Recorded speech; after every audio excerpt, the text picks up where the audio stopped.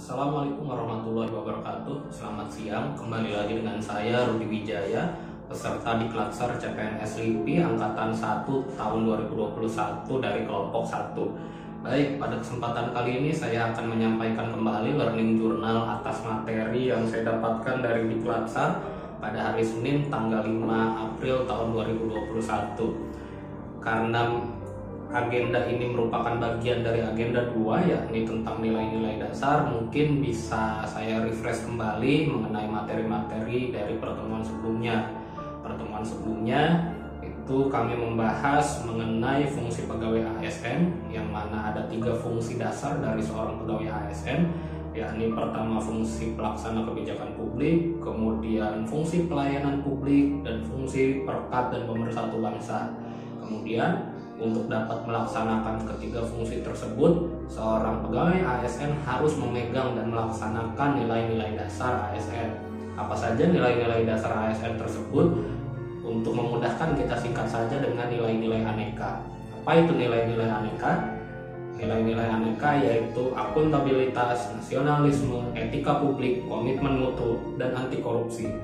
Adapun pada pertemuan kali ini kami mendapatkan kesempatan yang luar biasa untuk melakukan diskusi kelompok terkait keteladanan dari para tokoh bangsa.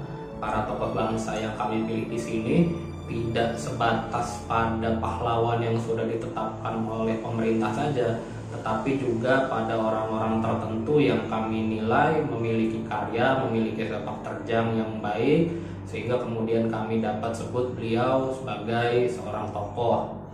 Kemudian kelompok kami dalam hal ini, saya beserta 2 orang teman saya, yakni Iktik Aful Furqoni dan Rana Atiyah Hudaya, memilih 3 orang tokoh untuk didiskusikan, yakni ada host Cokro Aminoto, kemudian ada Profesor Dr. Insinyur Sutami, dan ada juga Ayib Rosidi. Dari seorang host Cokro Aminoto kita bisa mengambil nilai-nilai kesederhanaan, kemudian juga nilai-nilai idealisme. Bagaimana tidak, seorang host Cokro Aminoto itu sebetulnya berasal dari golongan priyayi, yang mana pada zaman penjajahan dulu kita pahami bersama bahwa kelompok priyayi itu berafiliasi dengan kelompok penjajah. Namun demikian, seorang host Cokro Aminoto tidak kemudian berdiam dan bergelimang dengan segala harta dan segala yang ia miliki pada saat itu.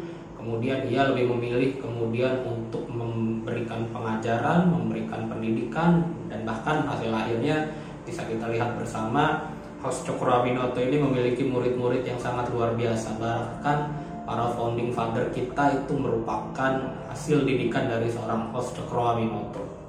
Kemudian dari Profesor Dr. Insinyur Sutami kita juga bisa mengambil nilai-nilai kesederhanaan dan anti korupsi. Beliau yang merupakan menteri dengan jabatan paling lama pada saat itu, yang menjabat bukan hanya pada era 1 presiden saja, namun sampai kedua era presiden, yakni Presiden Soekarno dan zaman Presiden Soeharto. Tetapi ia tetap mempertahankan yang namanya nilai-nilai kesederhanaan. Bagaimana tidak, rumahnya saja dibeli dengan cara mencicil, padahal saat itu jabatan beliau adalah seorang menteri.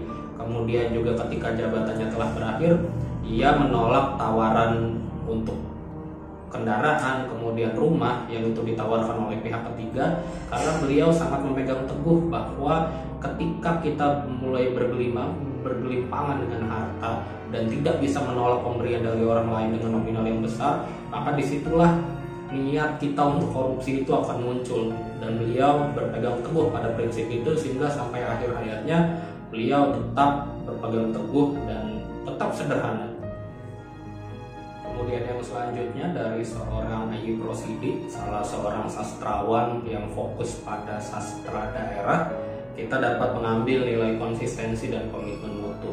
Bagaimana tidak, beliau yang bahkan tidak menamatkan sekolah menengah atasnya didaulat menjadi dosen luar biasa di dalam negeri, yaitu di Universitas Pajajaran untuk mengajarkan sastra Sunda, dan juga bahkan didaulat menjadi guru besar tamu di beberapa universitas di Jepang dan mengajarkan bahasa Sunda yang merupakan bahasa daerah di Indonesia, dan itu diajarkan di Jepang. Itu merupakan salah satu bentuk nasionalisme pada tingkat yang lain lagi, pada tingkat yang lebih tinggi kalau menurut saya. Kemudian dalam konteks ini nilai-nilai yang sudah bisa kita petik dari para tokoh bangsa yang sudah disebutkan tadi, hal yang terpenting bagi seorang ASN adalah kemudian dapat menginternalisasikan nilai-nilai tersebut.